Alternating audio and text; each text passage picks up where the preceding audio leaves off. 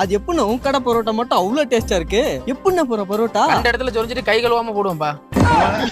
சரிண்ணே, ஒரு 4 பரோட்டா பார்சல் கட்டினேன். இதுக்கு தாண்டா நான் சொன்னேன் அன்னைக்கு உள்ள பரோட்டா தனித்தனியா வைங்கடான்னு. இந்த ஒரு நாள் பரோட்டா கேட்கறேன், எப்படி நான் கொடுப்பேன்? எது போங்கடா உங்க கடையை நீங்களும். ஐயோ வந்தவனே வரட்டுமே, இது தெரிஞ்சு நம்மள பொழந்துருவனே. ஒரு 4 பரோட்டா பார்சல்ண்ணே. தம்பி அண்ணனுக்கு ஒரு 4 பரோட்டா அடி விடுறா. ஏன்டா அரை மணி நேரமா நான் நிக்கிறேன், நானே இருக்கேனா? ஆளே இல்ல கடையில அரை மணி நேரம் நிக்கிறேன், நீ இருக்கேன்டா. அவர் கட்டி கொடுத்துட்டு கட்டி விடுறா. அண்ணே அப்படியே 4 பரோட்டா கிரேவி மட்டும் கட்டித்தானே. தம்பி நான் 4 பரோட்டா எல்லாம் கிரேவி எல்லாம் தர முடியாது, ஓடிரு போட.